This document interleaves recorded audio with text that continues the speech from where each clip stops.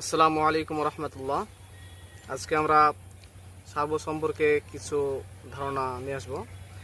তো এটা হচ্ছে প্লাস্টিক গিয়ার সার্ভো 9 গ্রাম। এটাতে হালকাভাবে যে কোনো ধরনের বিমান তৈরি করতে ব্যবহার করা হয় আর কি। এটাতে আপনি মোটামুটি শক্তি অনেকটাই ভালো আর কি। আরেকটা আছে হচ্ছে মেটাল গিয়ার সার্ভো, ওটাও এর চেয়ে শক্তিশালী অনেক বেশি। চাইলে আপনারা ওটা নিতে পারেন, যথেষ্ট এটা শক্তি রাখে আর কি।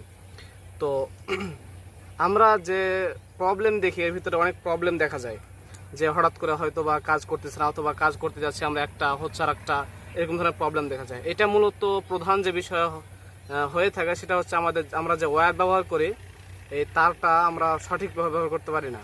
অর্থাৎ এই তারটা আমরা অন্য অন্য তার লাগাই, বিভিন্ন চার্জারের অথবা বিভিন্ন ধরনের তার লাগাই। এগুলো তার যদি আপনি ভালো না লাগান, যা তার লাগবে সেটা যদি আপনি না লাগান, তাহলে উল্টাপাল্টা কাজ করবে এবং আপনি যেটা চাইবেন সেটা হবে না।